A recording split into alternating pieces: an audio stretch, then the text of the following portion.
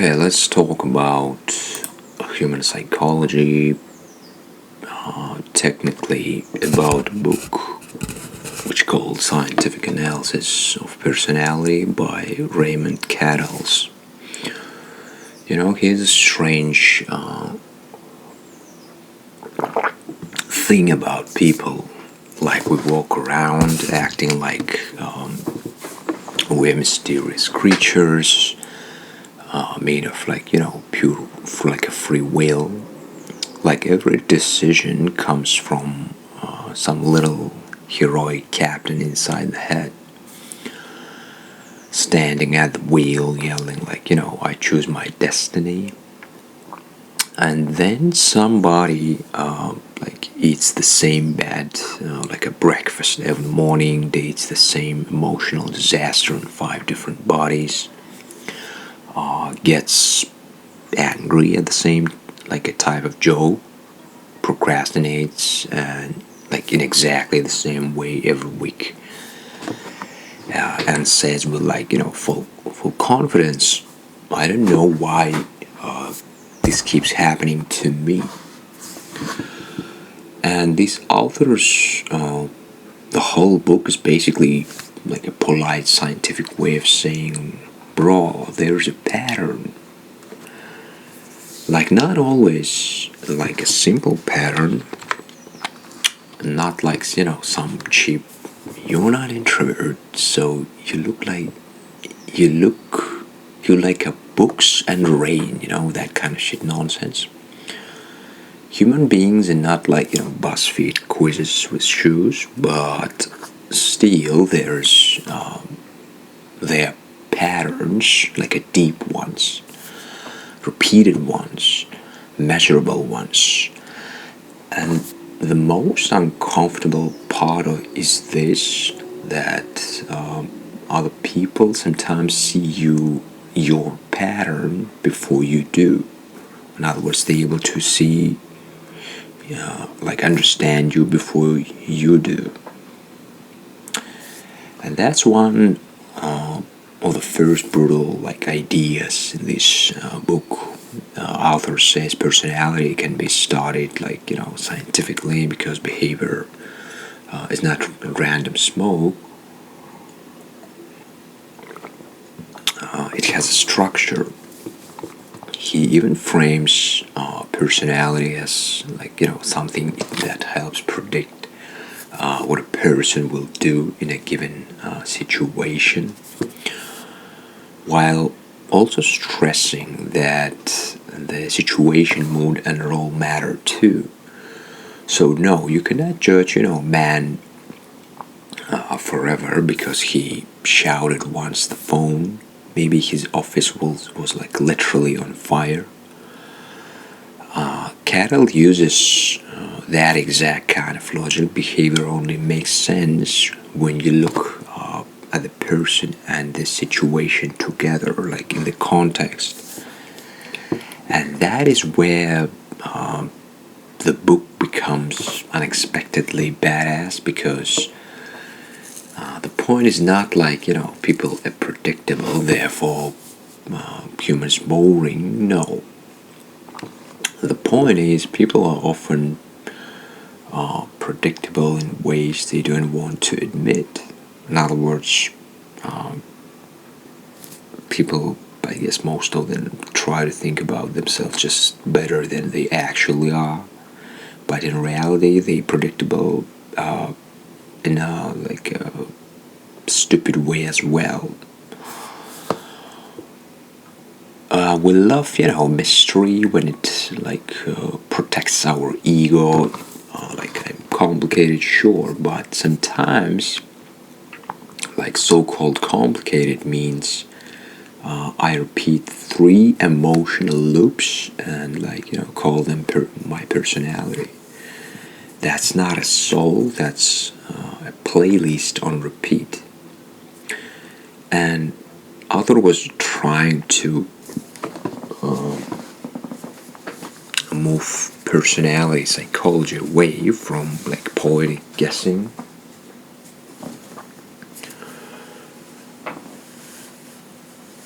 and toward measurement. In other words, that's why this fucking book called scientific one, not like a poetic Byron, this kind of shit. So he respected insight, but he didn't want psychology to remain like a smoky room where everyone says deep things and nobody checks anything. He had a sharp attitude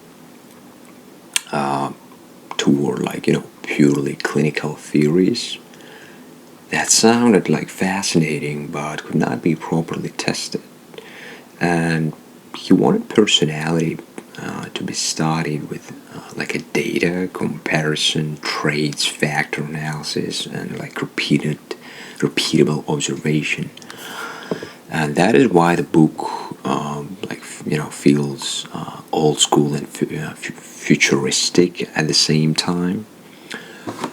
Old school because the language sometimes feels like a professor wearing like a tweed jacket in a room full of like a chalk dust. And futuristic because the mission is basically, okay, let's map the hidden architecture of human behavior. And honestly, that is still fresh because most people don't really want scientific analysis of their personality. They want a flattering analysis. Again, people don't want to listen about their fucked up things. They want to think of themselves like fucking angel, this kind of shit. They want to hear you're loyal, not you stay too long because abandonment, anxiety, and identity fusion make living feel like death. They want you're ambitious, not your self-worth is currently being held hostage by achievement. Oh, that's really fucking great line. So yeah, it's remind me confirmation bias, and yeah, people just want to see what they want to see, like in their own perception. No critical thinking, goodbye logic. So they want also things like you're chill, not like you avoid conflict so aggressively that your peace is basically a hostage negotiation. And that is why Cattell's approach matters. It strips away the drama costume. It says let's look at what actually repeats. Imagine a guy named Daniel, and Daniel says he hates chaos. He wants stability, peace, serious people, clean communication, very mature speech, and almost LinkedIn level mature. But every 6 months, Daniel ends up in some ridiculous emotional circus. He picks friends who drain him, partners who confuse him. In other words, there is inconsistency between what he's saying and what he does. And jobs where the boss changes priorities every 20 minutes. Then Daniel sits with a coffee at 2 a.m. and says, well, why is my life like this? Literary writer might say, Daniel is haunted by a tragic inner wound. Holy fucking shit, that's a great non-understandable shit. A motivational coach might say Daniel needs boundaries. A random podcast dude, with a ring light might say Daniel is attracting a low vibration energy. Cattell would probably say, slow down, what are the traits What are the situations? What are the repeated responses? In other words, what's the pattern? Give me a fucking pattern. And what is Daniel's mood when he chooses what role is he playing? Rescuer, rebel, maybe victim, good son, genius underdog. In other words, we're basically actors, and what's our role? Genius underdog. What rewards are hidden inside the pain? And that last question is nasty about pain. What reward is hidden inside the pain? Because author points out something that feels almost insulting when you first hear it. Because people can repeat behaviors that punish them because some unconscious motherfucker reward is tied to the punishing behavior. Isn't interesting that people be repeating pattern which gives punishment, not reward? Because you will think about in opposite way. We gotta be smart. We gotta do things in terms of reward, not a clean obvious reward like money or applause. Sometimes the reward is darker, quieter, more blurred, and a sense of identity, a feeling of moral superiority, a familiar emotional temperature, a chance to prove an old story, a weird feeling of being so-called real only when suffering.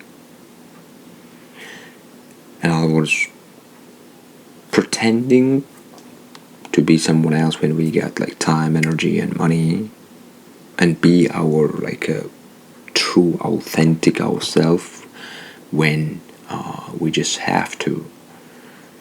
That is the quote we talked about earlier. People often, continue responses that bring punishment instead of reward, and the reason, authors out logic, is that personality can become integrated in a twisted way, hidden rewards get attached to irrationally punishing behavior. It's irrational. It means no logic, and it's hidden. And that idea is a psychological, crowbar. Okay, it opens doors people usually keep locked. For example, a person keeps chasing emotionally unavailable people. On the surface, this brings pain. They get ignored, confused, anxious, humiliated, so why repeat it? Maybe because the chase gives them a role. I am the one who loves deeply. Maybe because calm love feels empty compared to anxiety. Maybe because winning over someone would finally prove they are worthy. Maybe because the pain is familiar, and familiar pain can feel safer than unfamiliar peace. Holy fucking shit, that's so fucking deep. Let me repeat this shit again. Maybe because the pain is familiar, and familiar pain can feel safer than unfamiliar peace. In plain English, people more likely to suffer in a familiar way in the way they know, rather than having like peace. I guess it's like the same shit like reward in this context, rather than having reward, but it's new. Like familiar punishment, let me say this shit again. Familiar punishment for people better than unfamiliar reward. And that is not romantic. That is emotional Stockholm syndrome wearing perfume.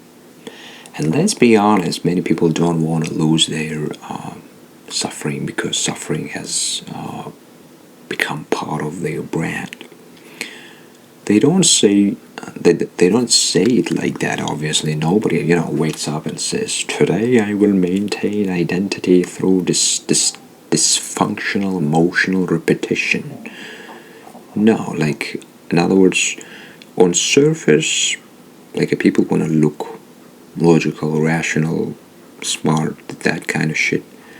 But in a hidden level, there's a stupid motherfucker who like repeating the same pattern, and that would be, too honest, also very hard to put on a coffee mug.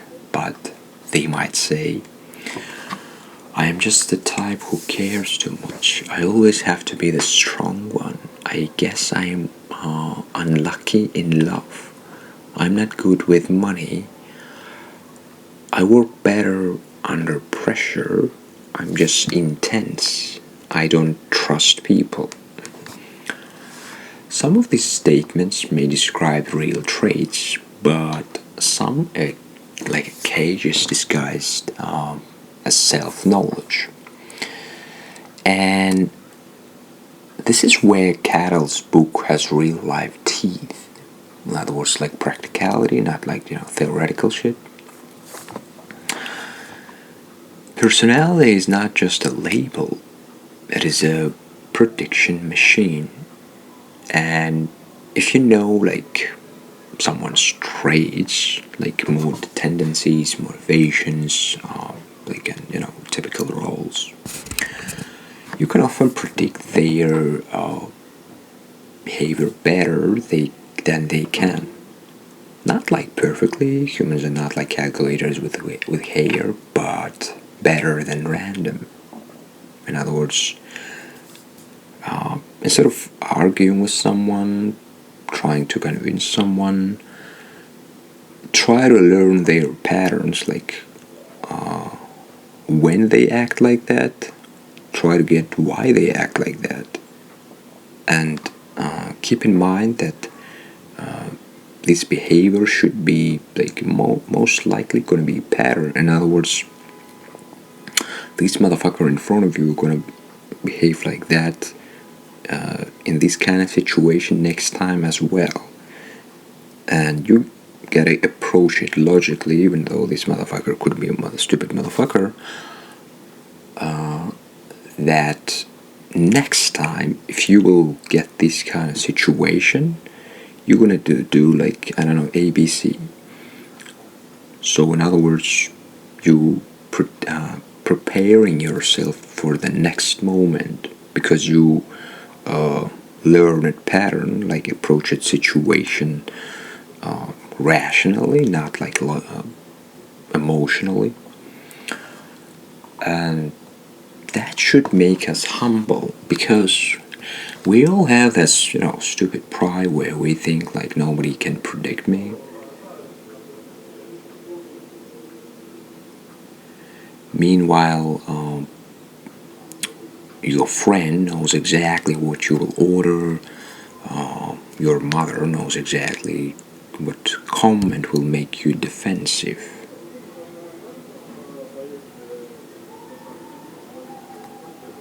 And your partner knows exactly how long you will pretend you're fine.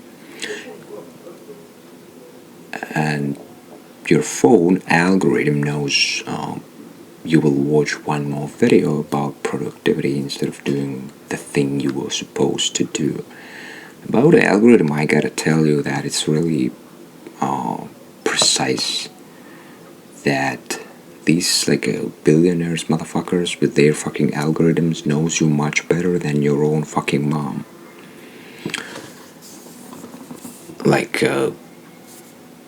Just example, you think maybe you wanna watch next productivity video, but algorithm show you some fucking, I don't know, TikTok, like this kind of shit, and you're clicking that. Why? Because algorithm knows your psychology much better than you actually think. Algorithm knows your hidden personality. So the algorithm is not like a magic, it's just respects repetition more than your ego does. And Cattell's science begins from this cold, little principle. Behavior can be observed, compared, measured, and linked to underlying traits. So he somehow found a way to approach pattern behavior in scientific way, because we think most of us thinking that behavior is just random shit, but it's actually not.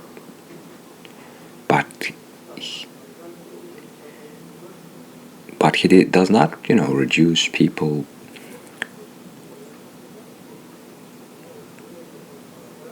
to one trait.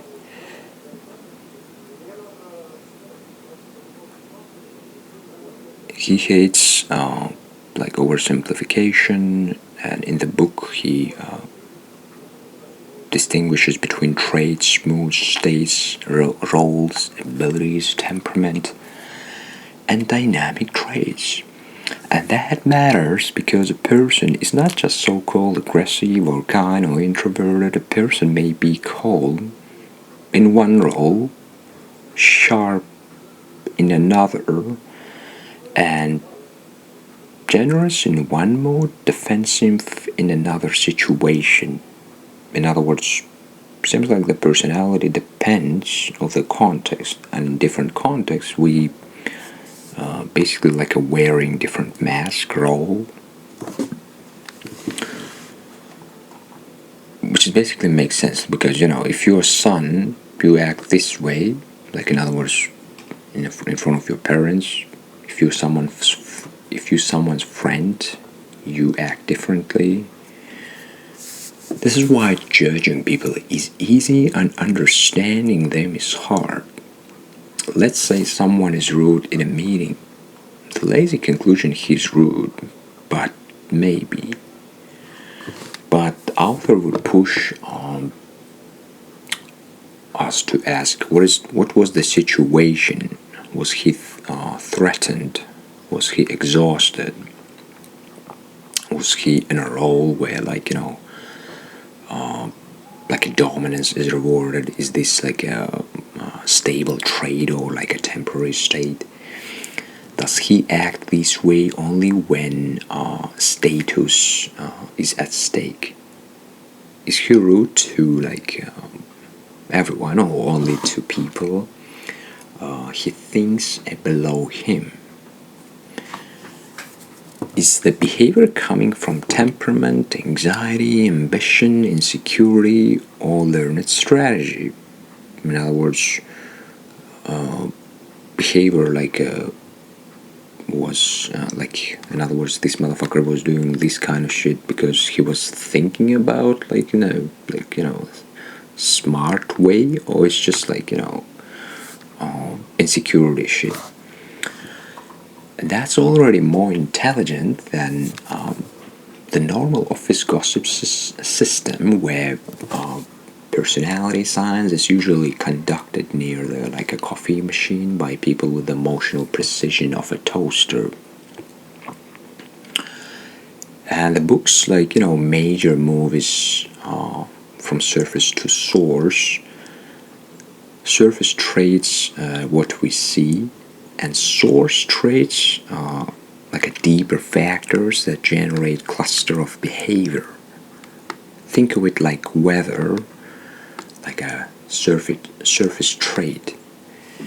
It's raining, windy, cold.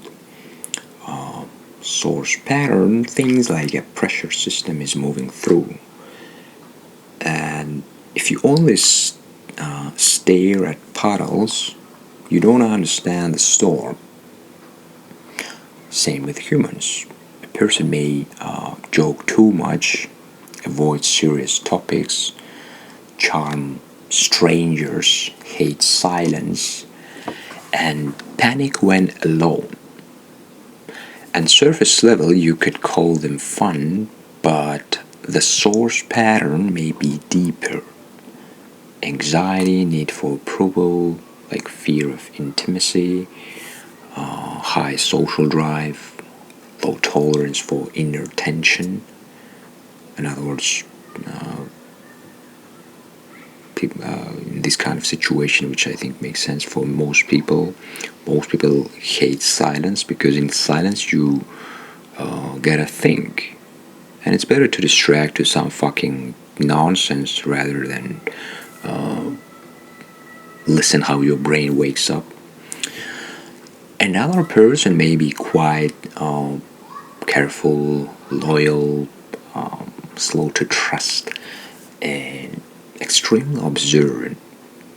And surface level, someone calls them shy, but the source pattern may involve caution, sensitivity, high self-control, or simply a mind that prefers analysis over noise.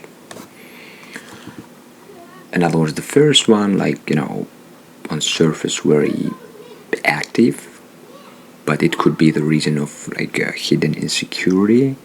And the second one, which seems like on surface so-called insecure, actually act this way because the hidden part of it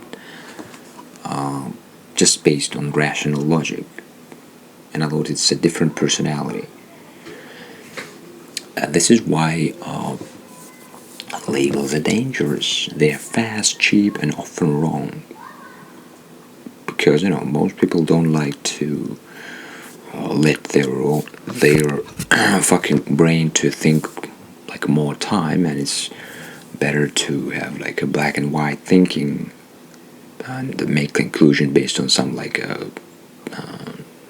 small situation evidence. So-called confident man can mean courage, ignorance, narcissism, competence, emotional stability, or man who has never been corrected by reality because his parents funded all his mistakes. And so-called nice can mean warmth. It can also mean fear. A lot of so-called nice behavior is just panic in a cardigan. In other words, he's talking about that there is a thing that we see publicly, and there is a hidden thing, which a real personality, let's say, which takes time, of course, to realize. And don't judge a book by a cover. That's the point. So author system asks for measurement because human intuition is not enough. We're too easily fooled by with stories. A person tells one dramatic childhood memory, and suddenly everyone acts like the whole personality has been explained. But Cattell is suspicious of that. He sees personality as a complex, multivariate. You need many measurements, many observations, patterns across contexts. And the word multivariate sounds boring until you realize it means people are not one variable creatures. In other words, again, there is a different personalities in one person, and depends what personality in front of you. It depends on the situation. Like for example, the same you gonna be like at early morning this way, and in the late night you're gonna act differently because you got like less energy, this kind of shit. A person is not so-called angry. He's angry under humiliation, calm under danger, and tender with animals, cruel under competition, generous after success, and petty after rejection, and weirdly poetic at 1 a.m. That is not contradiction, that is structure. And author's genius is that he tries to build a map big enough for this. So now let's talk about the book's like most uncomfortable promise, so-called prediction. And prediction sounds cold. People hear predict behavior and imagine some dystopian lab where psychologists in white coats decide who you are forever. Not great vibes. A very your personality score says you may not buy bread today, but Cattell is more nuanced. Prediction doesn't mean perfect control. It means increasing accuracy. It means if we know enough about traits and situations, we can make better guesses. Yeah, basically it's like a stock market. If we know that this kind of like a company so-called trade pattern this way, we bet money on that, and the more we know about behavior, the more likely we know what's going to be the next move. And in real life, everyone already does this. A teacher predicts which student will forget homework.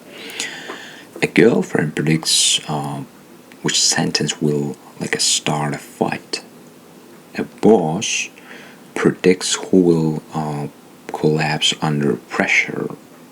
A friend predicts who will cancel plans 30 minutes before dinner and still say, I was literally about to leave. No, you were not. You were in fucking sucks emotional negotiating with your couch. So, for today, it's enough. And let me know in comments if you give a fuck. And see you next time.